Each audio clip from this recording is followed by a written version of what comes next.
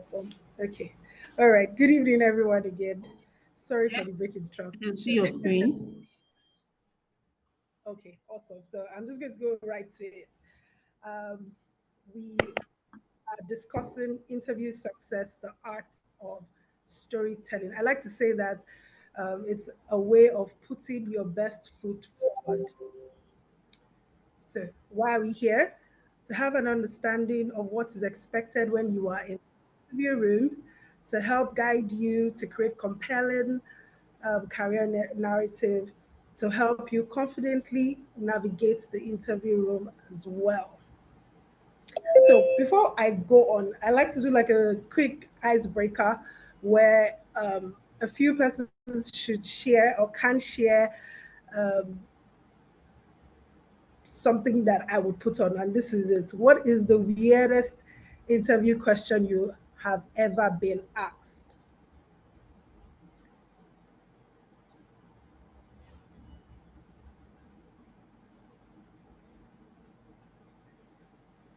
Okay, so I'm going to need help here because I'm not so as not to get out of the screen sharing. I don't know if someone can actually read out comments that are being put there. I just want maybe a few persons who would just share what their weirdest interview question they've ever been asked and how did they feel about it in say 1 minute.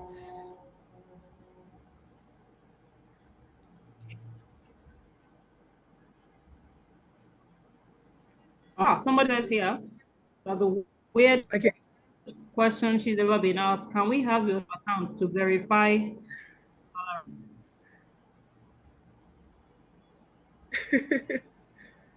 Okay. Account details. I'm wondering whether they wanted to add some money into your account or they just wanted to know how much you were you were earning. Okay, any other one?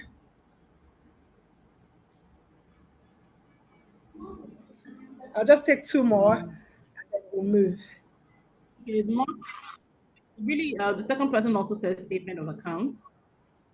Um, Okay. Personally, I haven't asked any weird questions per se.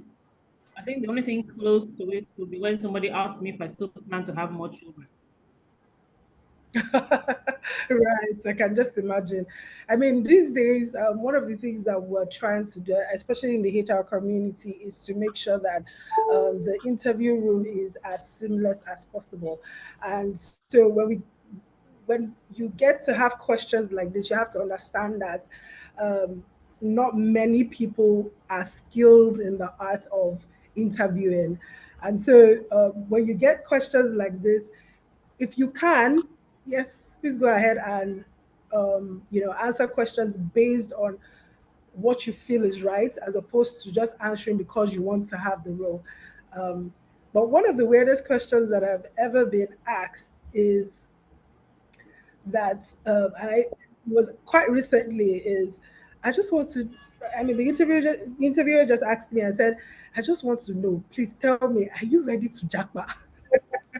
And, it was funny to me because I wouldn't have expected that to be, a question that will be asked of me, in the sense that nobody wants anybody to jackpot when they are, trying to get into the organization. And so, when it comes to the interview room, we have to understand that the interview room is a two-way street. It means that both parties, party A, who is the interviewer, and party B, who is the interviewee, both have to benefit from that situation.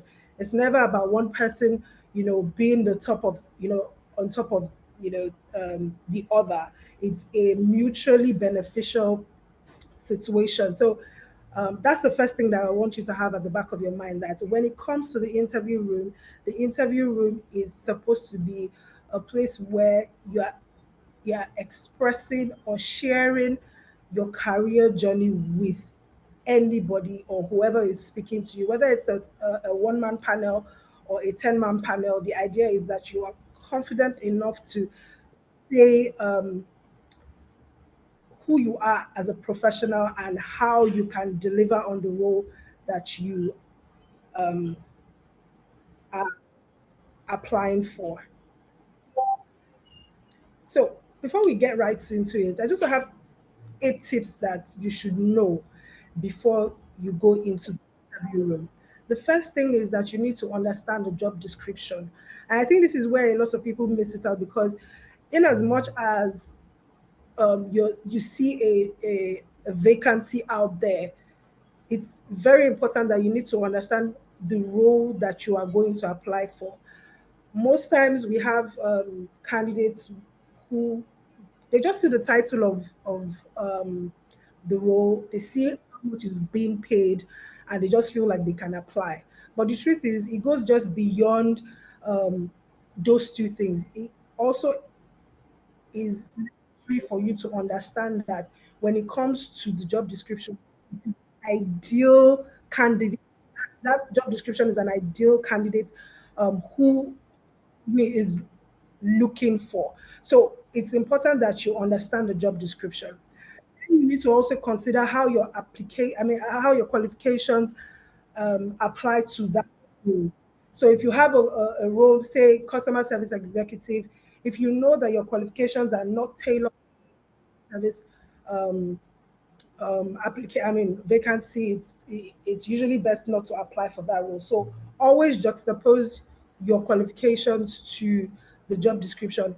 And this is where I always say that if you have at least 70% of the description or the job requirements, please go ahead and apply for that role, because we understand as recruiters that the job description is actually an ideal candidate we're looking for, but we know that not everybody, has that full candidacy as described in the job description. Then research the company, very important.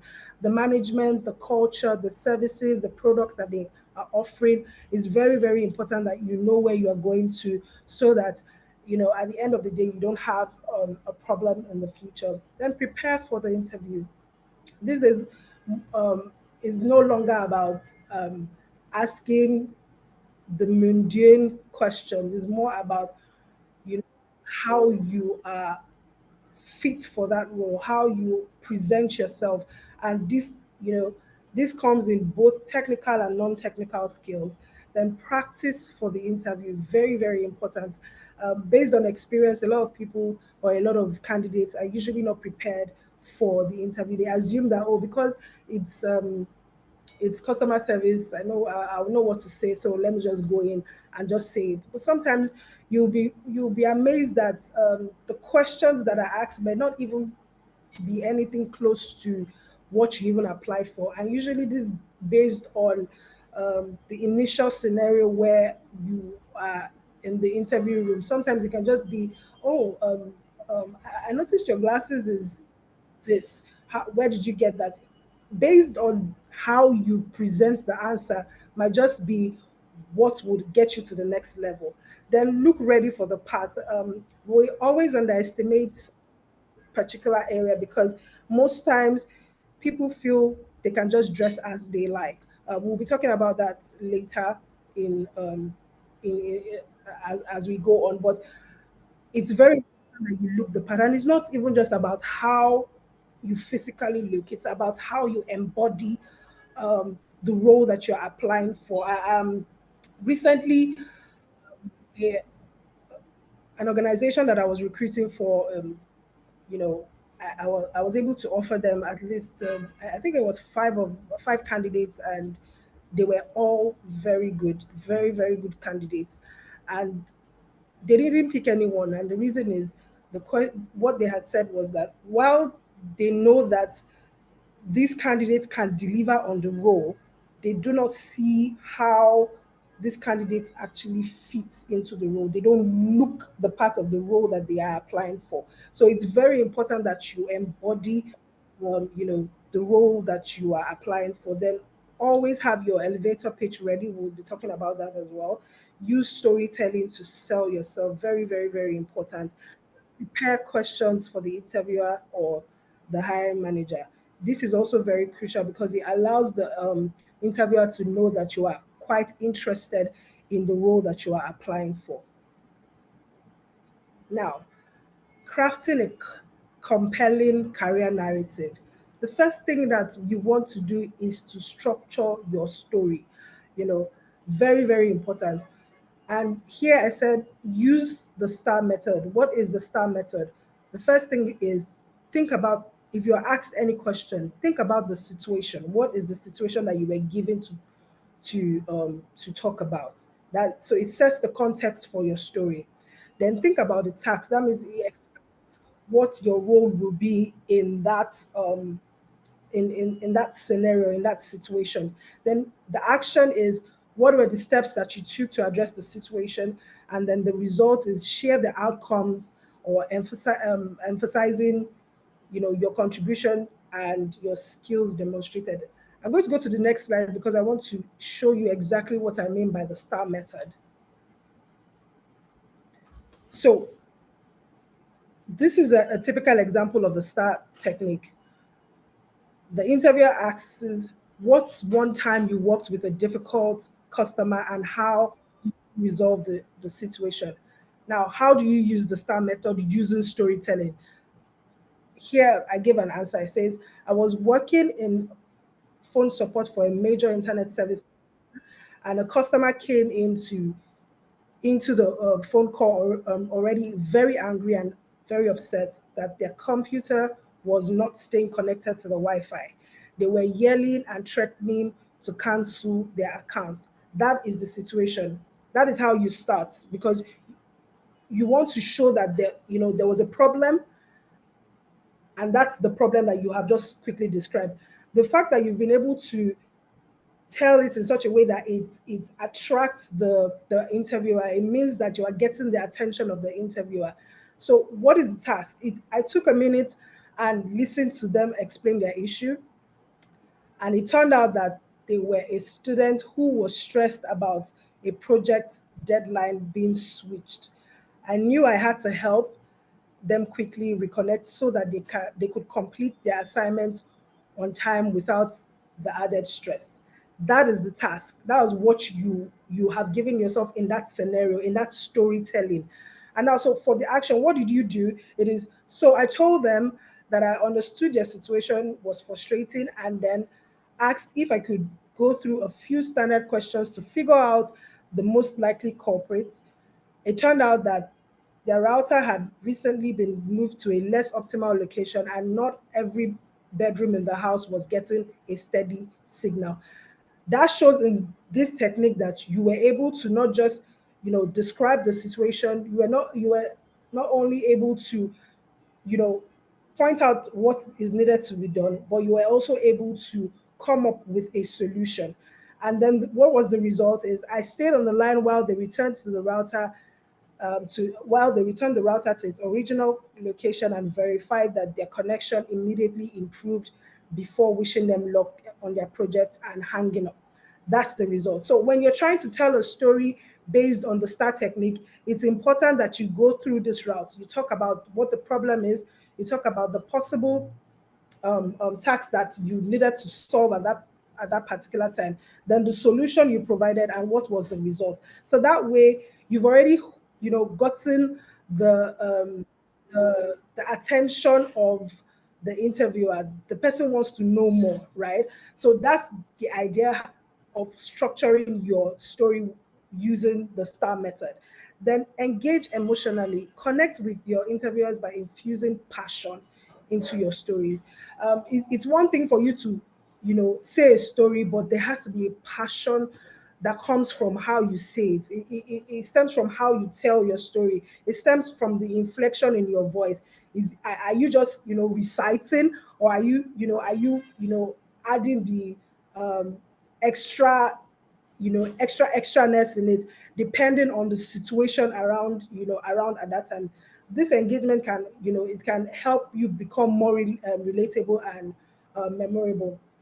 I'll give an example. I think I shared this on LinkedIn, but I'll still give it here. I remember my earlier interview days, and I had gotten to the last stage where I was supposed to speak to the CEO. Initially, she was looking through my CV, and then she just, she was looking through and just asked me, okay, tell me about yourself.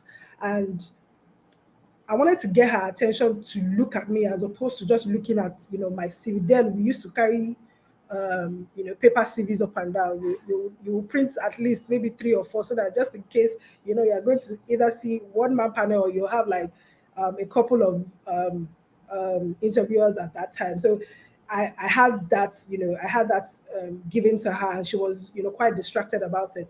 And so when she said that, the first thing was, oh, I said my name. I said my name is Aderonke Salami. I'm from Ondo and I'm from Lagos. As soon as I said that, she just looked up at me and smiled. And just, she was like, why did you say that? And I said, well, I'm actually from Ondo and from Lagos. My mom is from Lagos. My dad is from Ondo. I know it kind of switched the interview that we had that day. It was more about having a conversation. It really moved from, the structured interview questions that I would have gotten to just more like a conversation with her. And at the end of the day, I actually got the job. So it's very important to engage emotionally by you know by putting and infusing passion into your stories. It's also very important that you are very authentic because it builds trust. There's no need, calling up stories that are made from people that you can. Even you, I mean, it's easy for anyone to know that you do not connect to a story by how you tell that story. So share genuine experiences, including challenges that you face, lessons that you've learned, and create that narrative for yourself. Then it's also important that you tailor your stories you know, based on, and this is where I always say that research comes in, when it comes to, the interview room. It's very important. I like to say that the the the research you do is more than 50% of how you even actually get the job because it allows you to know um, the pain points of the organization that you're going into and how you can actually answer those questions based on those pain points. So it's important that you align with that company's culture. One of the interviews I also went for, I'm going to be sharing a lot of stories because I mean this is a storytelling session actually, but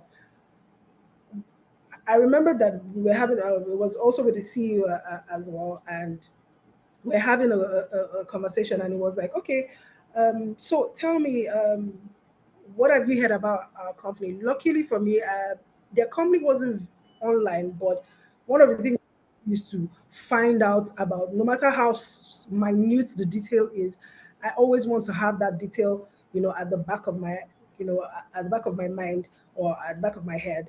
And it was that even though the organization was not wasn't out there a lot, nobody really knew that organization. I was able to find out from the from the research that I did that that particular organization had a very great company culture, and this was shown in the reviews that a lot of the employees put out on some of these job boards. And when I said that to the CEO, he was actually shocked because he was not aware of that happening. So, like I said, always find a way to align any story that you have or anything that you have within the context of the company. It goes a long way because it will show that you are interested in that company. It shows that you did your research and you're willing to put in the effort.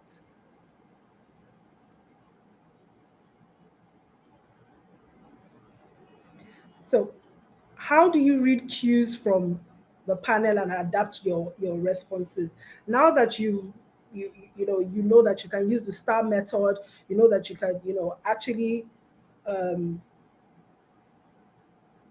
you know share stories based on how um,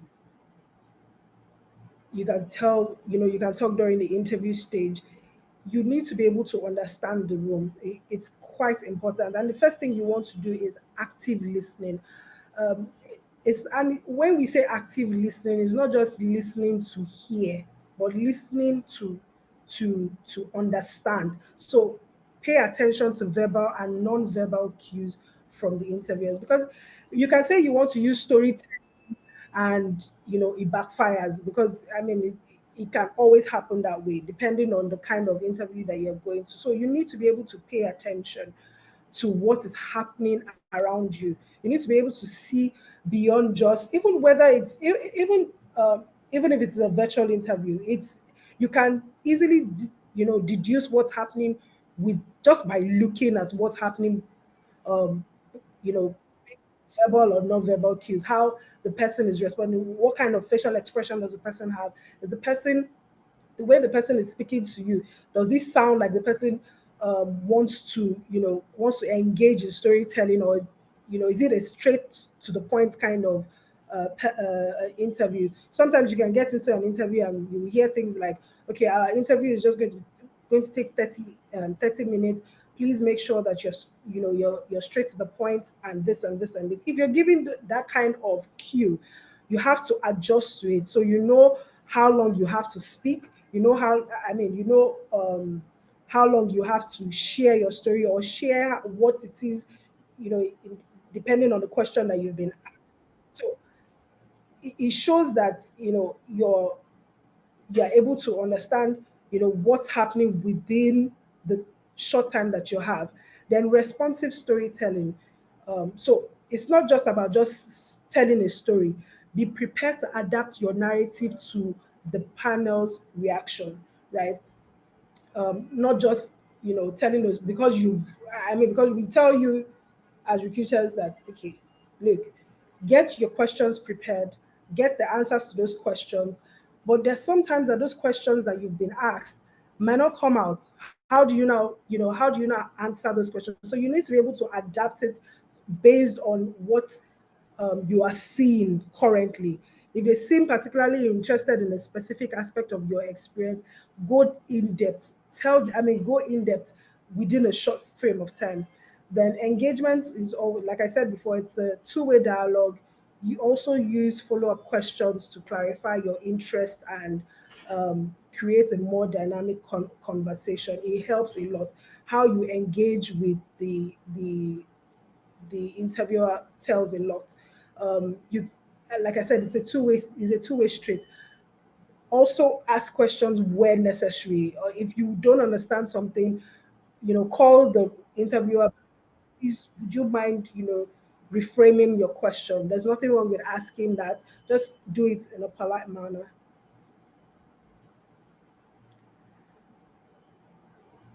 So, when you're trying to, you know,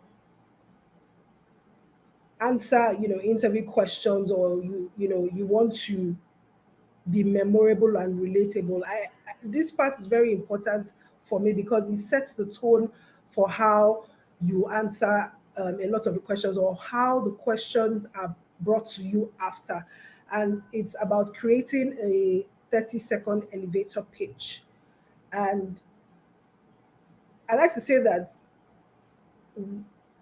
when you are thinking about creating a 30 seconds elevator pitch, it's usually in your best interest to have something in that area. And you need to come from the angle of, in this way. If you were to be locked, or to be in the same elevator with, like, Dangote, or any big person, or any high, that what would you say within 30 seconds that of that elevator ride?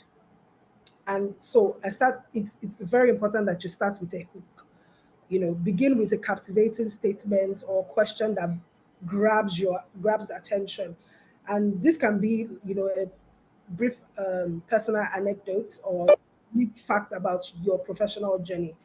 Also, it's important that you highlight your achievements. Very, very important. Focus on the relevant experiences.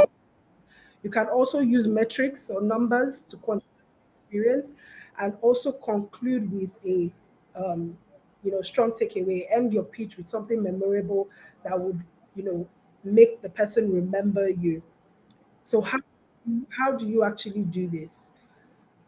How would you introduce yourself if you were stuck in on the elevator with the CEO of your dream company? So I have a very short example here. And like it says here, that an elevator pitch is a very brief, persuasive speech. Please summarizes your idea, product, or your background in 20 to 30 seconds.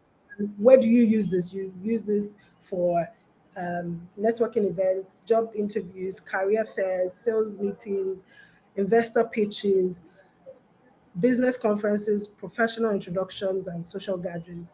Now, why I like to talk about the elevator pitch a lot is because a lot of times people, when they go into interview rooms, the usual first question or cliche questions that you get is, tell me about yourself. Once you have an elevator pitch, trust me, that's the best way to actually introduce yourself. So the example here is quite easy. Hi, I'm Emily Davis, a software engineer with 5 years of experience in AI development. That's already a hook. I'm passionate about leveraging technology to solve real world problems, and recently led a project that increased efficiency by 30%. You can see that you've already you know attracted the interviewer's attention by you saying that you have something that you can do and you can actually solve it, and there's a measurable result for it. And then you go on to say, I'm looking for opportunities to contribute my skills to innovative tech solutions at um, a forward thinking company like yours. So I'm going to go back to creating a 30-second elevator pitch. And I think even while we are here as your listener, I think it's also important that you try to also craft this so that it becomes a part of you. So you want to, like I said before, you want to start and then talk about your key achievements and conclude a strong takeaway. I always advise that within when you're trying to prepare for your interviews, it's important that you actually prepare for this particular part so that it becomes easy for you when you are having to speak to anybody, or even in the interview room. Now, being memorable in the first and last 3 minutes of your interview, very, very important. I think that, like Mr. Wengi said, this was what attracted her. And the honest truth is, a lot of times people are oblivious to these things. They feel like it's just an interview, but you have to understand that when you apply for a role, you're not just you're not just the only one who has applied. For every job vacancy that you see out there, just understand that there's like a corresponding 200 more applicants that has applied for that particular role. So you want to stand out. And how do you stand out? It's in the first three and the last 3 minutes of your interview. Like I said here, it's very crucial how you approach your interviewer. Your stance is very crucial, how you come into the room, or even how you appear during a virtual interview. I can tell you for a fact that the interviewer knows if you're going to go into the next round just from the first 3 minutes. Just from the first 3 minutes, it's so confidence show. Like I said, not overconfidence, but a relaxed stance, knowing that you believe in yourself, and you're able to communicate, you know, that part to the interviewer. So it starts from that. When you're inside the interview room, please always endeavor to sit up straight. Very important. Maintain eye contact and smile. Um, when you walk into the room, always have a smiling face. It's not, like I said here, it's not all about shining the 32, but presenting a relaxed stance and, showing that you're comfortable and you're confident about yourself, is enough to tell, the recruiter that this person is worth speaking to. Make sure you don't slouch. Quite, quite important. Slouching is not something that you want to do because it presents an unprofessional manner. Leaning towards the interviewer too is also considered rude, in the sense that it shows that, yeah, it shows that you're already carried away. So you need to, put yourself in that formal. in that formal stance where you're able to maintain eye contact, but not in a rude way. In a one-man panel, avoid resting your arms on the tables. The same thing with leaning forward. Um, and to be honest, you'll be surprised that a lot of candidates actually fail on this part because um, in the midst of trying to relax and be comfortable, you once you have chairs that roll around, some candidates just keep rolling from left to right. It's quite distracting and it shows that you're fidgeting. So you want to project that you're confident at all times. So avoid trying to roll your chairs left, right. Even for those who do a lot of virtual interviews, make sure you're prepared ahead of time. I've seen situations where some people will be climbing, staircases, or they're looking for network here, looking for network there. Sometimes those things happen, and which is no fault of anyone's, especially if you're in the Nigerian setting.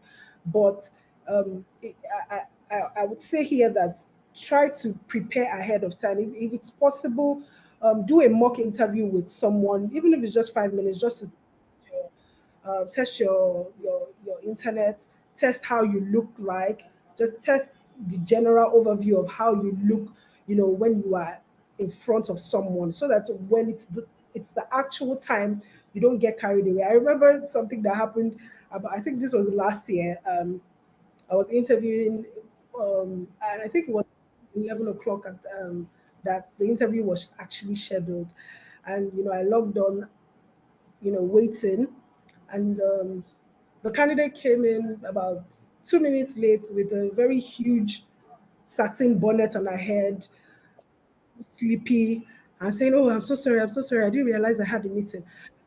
So, and it was funny to me because I'm like, you've had time to prepare. You've been given the link to the interview a few days ahead of time. So why you unkempt at about 11 o'clock in the morning? It just shows that the person isn't serious about it, even if the person can actually do the job. So these little nuances are things that people take for granted. You don't want to have that. Also, it's very important to have questions for the interview. Please do not ask a question that has already been asked before. Rather, ask for clarifications. That would help. Here, you may think that this doesn't need an introduction, but I have heard several people say, "Oh, I just want to ask what you've just told me." No, prepare your questions ahead of time. This is where I talk about research. Go back to your research. Um, have the pain points of the organization and say to, okay, I want to know what's going on based on this pain point. Um, how can I solve it? That would show that you're interested in the company. Yeah, you are proactive about wanting to solve problems that the company might have, as opposed to asking questions that you've been asked. Like I said before, dress the part, and dress to impress. Now, I I would be brief about this a bit, because people tend to assume that there is only one type of dressing when it comes to the interview room. I always say that please dress based on the industry that you are going into. So if you are going into the banking industry, for instance, you know that you have to be very formal. If possible, put on a suit,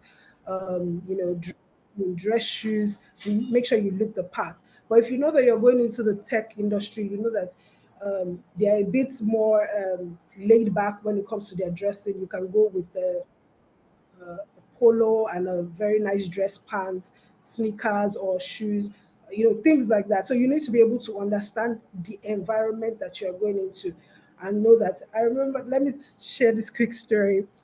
I think this was probably my second interview ever as a working professional, and it was in the banking industry, and it was a Saturday. So it's not like I didn't know that you're supposed to um, wear suit tie or wear, but I just assumed that because it was a Saturday, it was going to be a bit laid back, right? And so um, I dressed the parts, and then I headed to, to the interview, location. And I got there. There were a lot of us, and I got there, and it was like the ground should just open and swallow me. While everybody was in dark suits, say dark, dark brown, navy blue, and things like that, the wonderful Aderonke Salami decided to go in red skirts and green top with red. Oh my goodness. I mean, I was the only one dressed like that. I think maybe any other person who would have done something different was in a cream colored suit, and but I was in a blouse and a red skirt with red. It was a color riot scenario. Interestingly, the interviewer was kind of impressed and he was just laughing. But it taught me that even though I felt like it was a Saturday interview, I forgot to understand that there's an industry that I was going into, and they have certain, I mean, certain dress codes. Now I'm sure they're a bit lenient and things like that, but you still need to be able to understand that scenario. I also saw recently, it was all over social media. I think it was on Instagram. I don't know if it was on Twitter. I'm not really keen on Twitter as such, about somebody going into an interview room with shorts and a jacket for some sort of very formal um, um, organization, and she was told to go back as she wasn't going to be interviewed. So the thing is, you need to be able to, in as much as we have social media that helps us to blow the trumpet on a lot of things, we also need to understand that social media and reality is different. You can't mix those two. You would only shout, but the reality will still be the reality. So another thing we also need to is, please don't sit until you are asked or permitted to. Very important, because people don't understand that there's interview etiquette. It's all these are very important. Um, don't go ahead and shake the person's hand first. Let them offer their hand to you before you shake theirs. It's considered rude to actually put your hand forward first, before the interviewer does. The reason being that when it comes to shaking of hands is a power, what we call a power tussle, right? And when anybody shakes the hand first, it means that you have the upper hand in that scenario. So when it comes to the interview room, even though we say that it's a two-way street, you also have to understand that the interviewer needs to be the one to come up with that ease for you to come into. Then make sure you turn off your phones. Like I said, these things look like they're inconsequential. These are things that are repeated, but we see that these things happen often. Sometimes you have your phone doing zzz, zzz, quite distracting, even though you feel like it's on silence. Sometimes it kind of distracts. So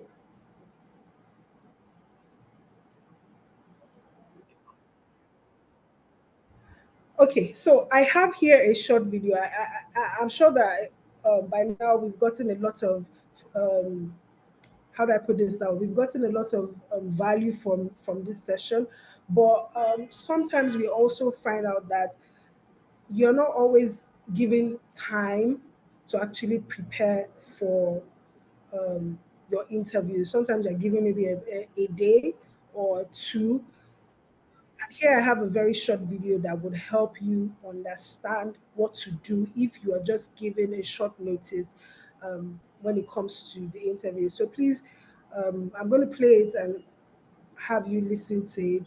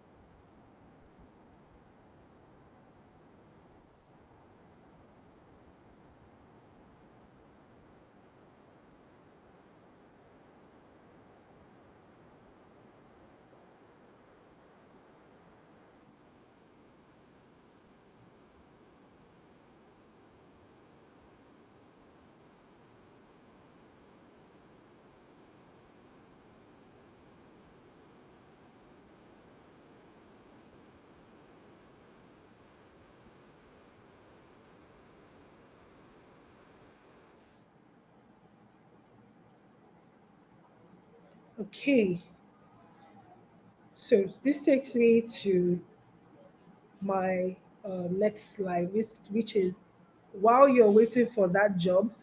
I decided to put this because sometimes um, we Was find, there supposed to be audio to that video? Was there supposed to be audio? yes, did you hear? Oh, you didn't hear the audio? I didn't. I don't know what others did, but I didn't hear any audio. Please, can anybody confirm if they heard the video? I couldn't hear anything. Oh, my bad. Okay, so what would happen is, what I'll do is I'm going to share the video with you so that you can share with everyone. That way, they get to see what was shared. I'm not sure why that happened. Usually, it always plays. So I'll definitely share that with you. Okay, so while waiting for that job that you're looking for, I think it's very important for you not to be caught on fresh. So you need to be very valuable. There's no excuse for not having any experience. Experience doesn't necessarily mean the number of years you've worked. It's usually about the time you spent doing valuable things. So what are other things that you can be doing to quantify your experience while you're waiting? Um, yes, we understand that it's difficult to be rational when you have different expenses and life experiences, but I also believe that um, um, even though there are a lot of there are lots of content out there about what you're supposed to do, how you're supposed to do it, um, at the end of the day you have to be very very practical about um, the reality of work. You have to be strategic. You also have to be very realistic. And we can only do that with the facts that we have, which is companies will only employ you when you, they realize how valuable you are. And the question is, what are you bringing to the table, and not, what am I taking away from it? Thank you so much. Any questions? Thank you very, very much, Aderonke, and I'm very, very grateful that despite our late start, you managed to keep it tight.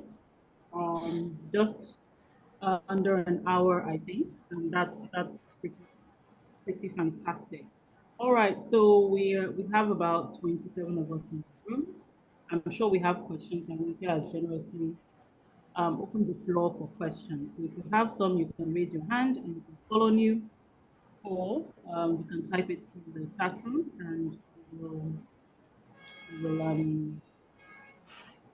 unmute you, let you ask the question. Because it's Friday evening, well, I said I usually feel very excited and carefree on Friday, so I don't know how long Uke has for us, but let's quickly have our questions in. Now we can do that the better.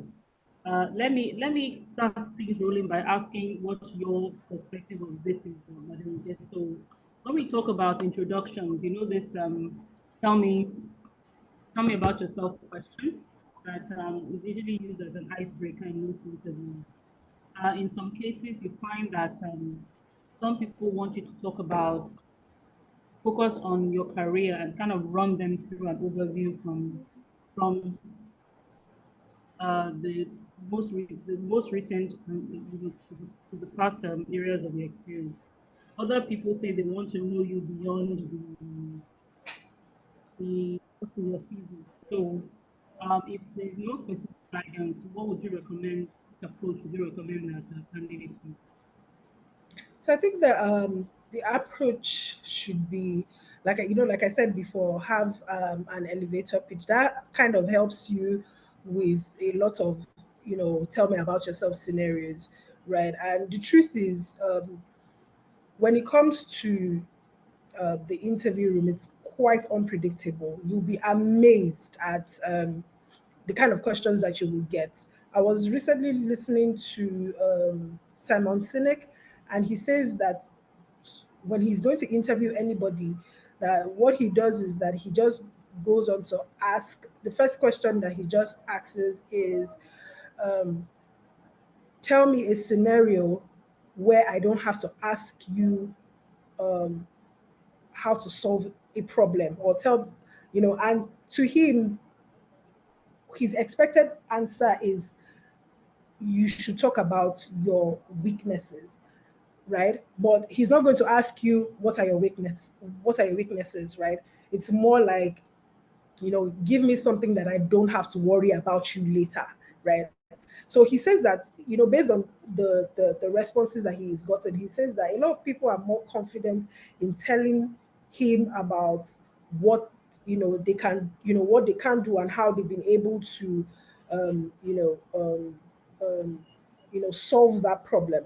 And so that's how the interview room is. It's quite unpredictable. You'll be amazed. I mean, usually when I first start, based on my own experience, when I first start to um, ask any question, because I like to be very fast with my interview. My interviews are usually just 30 minutes to about, yeah, 30 minutes to about 45 minutes, depending on who I'm speaking with and how the conversation starts.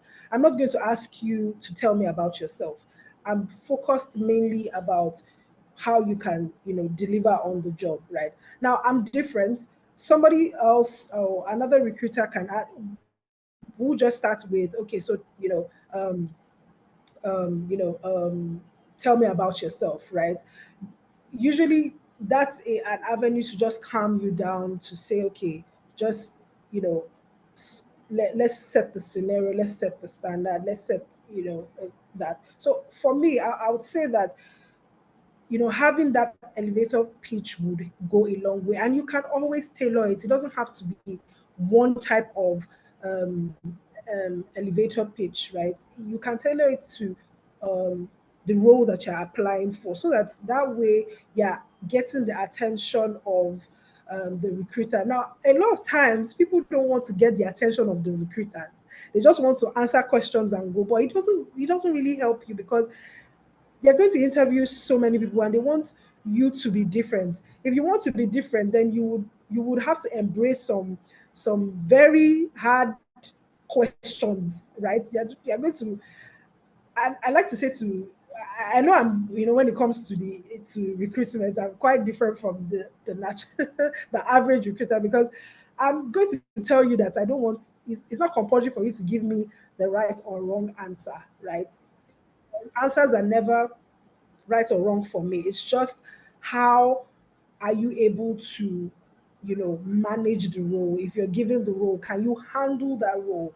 And that's where, that star technique comes in. So for me, at the end of the day, practice makes progress. Just keep practicing.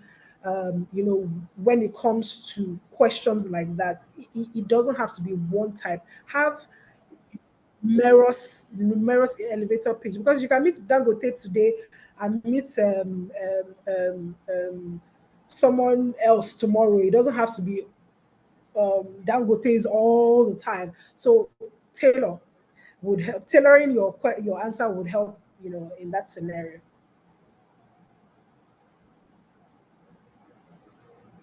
Thank you very much for that. I'm still not seeing any questions. I'm not seeing any hands. This is an opportunity. People should take advantage of it. Okay, so the other day I saw. Okay, so two questions I have. See, me, I'm taking advantage of see everybody else.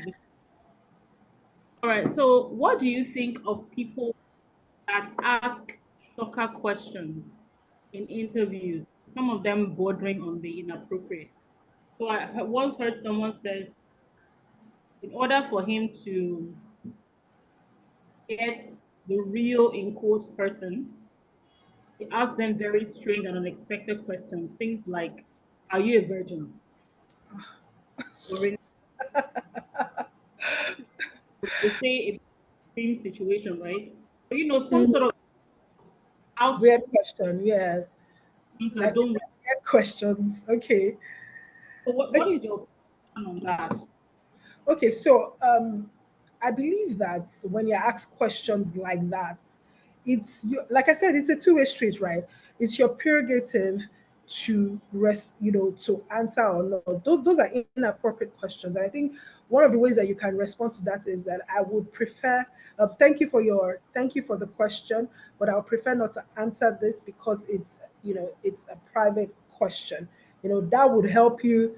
So what that does is that you've set boundaries, right? You've set a boundary for the interviewer to know that you don't get to ask me questions that do not pertain to the role that you're applying for. Because what does being a virgin have to do with me delivering on the role of a customer service experience manager?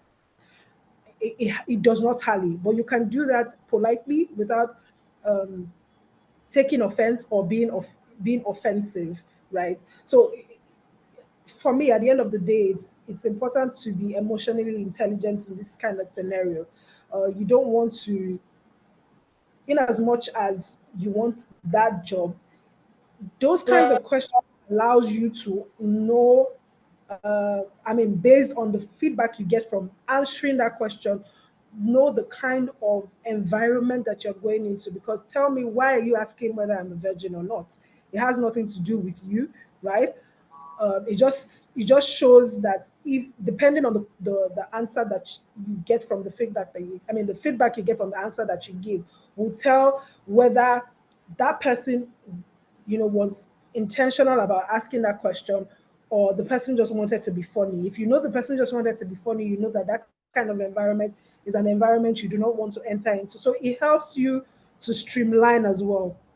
I mean, it's okay to reject some jobs. Trust me, if they don't align with your values, it's very okay. think that's one of the say it a little louder so they can hear at the back. Yes. I have a question here. Jibrin wants to know how can you turn an interview into a conversation instead of a Q&A? Okay, I think I said that, from the beginning when I said use storytelling.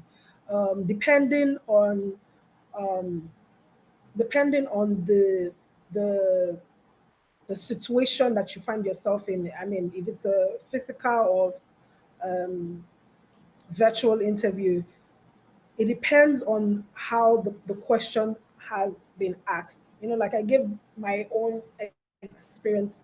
I said that, I'd wanted, the CEO to look at me directly. And so I decided to switch up the conversation. And I said to her, okay, I was from Ondo. I mean, I could have just said I was from Ondo State alone.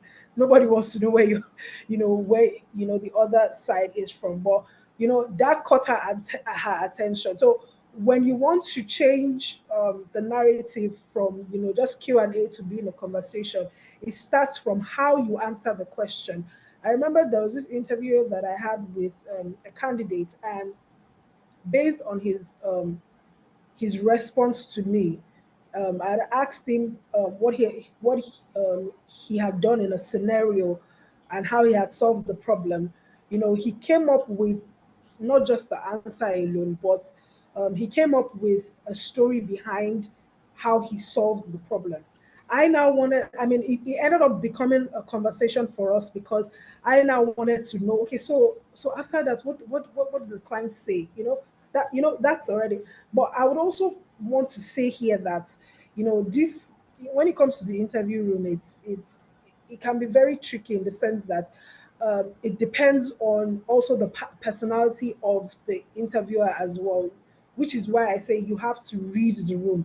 You have to know whether that's time for you to actually bring in storytelling, or and I feel like there's no question that would be asked of you except for the question of whether, yeah, I'm a virgin or not, you know would not allow you to tell a story, right? It just now depends on how you say that story that is convincing to whoever is listening to you. Thank you very much. All right, so this is the final call for anyone who has any questions. Me, I can continue this conversation because I have plenty pet peeves. For instance, now you find that you're interviewing people virtually. A lot of more interviews take place virtually nowadays than not, and this person is so casually dressed. It is it takes me aback sometimes, and I'm like, okay, if I mention this now, I'll be considered like an old school sort of interviewer. Like, this is the modern age. People, don't you can't judge them by their dressing because it's the skills that matter, etc., etc. I'd love to know your viewpoint about that. Before, if you don't mind, before you answer that, I want one of the participants. I want to bring their own question. Thank you very much, Aderonke, for this insightful session. I have certainly learned a whole lot. My question is it true that some organizations intentionally keep interviewees waiting at the reception several minutes past the interview time just to see their expressions and demeanor? If yes, please, is it professional or right to do that? Okay. So I'm assuming this is a physical situation where the person is actually in the building. It's quite unprofessional, but I believe that it's important that um, whether you're asked to wait or not within the time frame that you have, because sometimes you're given the details of the interview. Um, but that aside, I would say it's not a professional thing to be kept waiting. But sometimes some things are unplanned. And if it's unplanned, then please give grace to the organization for keeping you waiting, right? Because some things, I mean, like I said, some things are unplanned. But to be very honest, it's not professional like, and I don't think organizations willingly just keep I don't know. This was, when we were younger, things like that happened. It happened at that time, but now we we as recruiters understand that we're not in control of how things goes these days, right? In the sense that we're looking for you people. We want you to come, and take on the role and excel in that role. So having to actually keep you waiting, I think for organizations, one of the things that I feel like they should be doing is that they need to be able to keep interviews abreast of the situation. So sometimes you can have an interview go. It might just be for 1 hour, right? It might spill into 1 hour 10 minutes, 1 hour 20 minutes because of the kind of conversation that is going on. That's why I said please give grace because sometimes these things happen. But as per I don't think anybody just wants to be watching your demeanor to see whether you're patient enough or you're not patient. The fact that you're there already just shows that you're committed to the role that you're trying to apply for.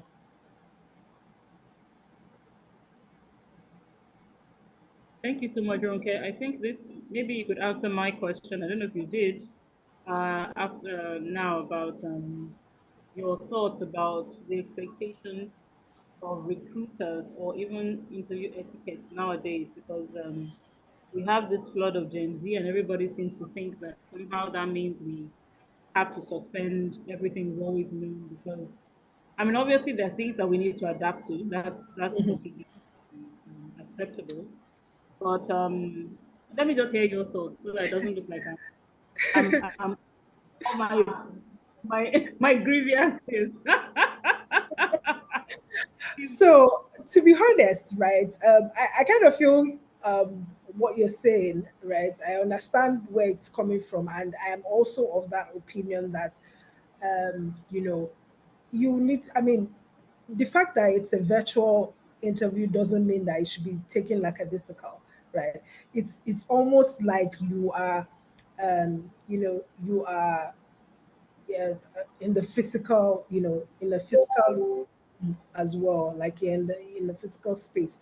Um, I've seen situations where I'm going to use this example as this, like there's some conferences that are so big, so huge, you'll be amazed that these conferences are done virtually. Would we now say because it's done virtually that those who are participating in those conferences should just be lackadaisical about it? No, I don't think so. And it's the same thing for interviews as well. When you take your virtual interviews seriously, it shows your professionalism. And I like to tell people that it's not enough for you to get the job. It's also what you do to keep that job. And some of those things stem from even from how you present yourself when you come into the interview room. Don't be running up and down looking for network. I said that before. Be prepared ahead of time. It's very important. Like I gave the example of the girl with the hair bonnet. There's no way I'm going to take her to the next round, because what is the probability that if I take her to the next round, she's not going to do the same thing for the hiring company itself? As candidates, we need to understand that when we're being interviewed for a role, what happens is that you become a representative of the organization that you are working for. It is as simple as that. And some organizations, yes, have they can be rigid about some things, and we're quite adapting to the newer generation these days. I mean, trust me, the lady that did the hair bonnet, I actually waited for her to be ready. We actually had her interview within the space of time that I had with her. But I already got that impression that she's not, I mean, she's going to take her work like a discal because she wasn't prepared. And it's not like I have a bias, right? I don't have a bias because I really don't know her. But my first impression of her already is that she's not serious about the role. Because if she was serious, she would have been ready. There's nothing wrong with you being 1 2 minutes late. That's fine, you know. But look the parts. Come in and let me know that, okay, if I'm going to present you to the organization, I know that you're going to do me proud. You're going to make me proud of myself for presenting you as a candidate to the organization. It's I mean, at the end of the day, it's beyond just you saying that you're going to collect your salary at the end of the day. It's more like, what am I bringing to the table? How have I brought what I'm bringing to the table on the table? So not to overflog the issue, in as much as we're going to adapt to the new system. Um, like someone I heard say recently that, yes, we're here with the new system. We're trying to adapt. Not we're even trying, we are already adapting to these things. But we also have to understand that even the old system, there's some things that we can take from there. Like I said before, reality and social media is different. What we see on social media is one thing, what we see in reality is a different ballgame entirely. So if you're going to mix them up together, there's that high probability that you will not even get what you want to get at the end of the day, because the reality is not what is on social media. So I hope that answers the question. Yes, it does. I think it says to me that it's okay to improve as long as you keep the expectations of the role in view. And the truth is, like you mentioned, somebody is going to be that unprepared for an interview, and then you now go through the interview, and it doesn't, the content from the person doesn't change your mind, so to speak. She doesn't, the person Exactly. doesn't have the competence. It just means that it wasn't a one-off. Like maybe that's that person's perpetual behavior. So thank you so much, Aderonke. I think with this, we can come to the end of the session. On behalf of the T3 Network, thank you so much for sharing this time with us. Like I mentioned, it's our level up year, which means that we're taking things to a higher sort of way. We're expecting more from ourselves. We're leaving less to chance and actually grounding ourselves in competence and all these things that we listen to from all these teachers and leaders. It's time to start putting it into practice, not just sort of winging it and hoping that it turns out right. Thank you for being so much a part of that. As we round off, I put some Twin Talks Talent email in the chat box. If you'd like to join the T3 network and know more about what we do, please send us an email at gmail.com, and then we'll have a conversation. On behalf of the network, once again, Roke, thank you very much. and I bid everyone good evening. Enjoy the rest of your week. Good evening. Thank you.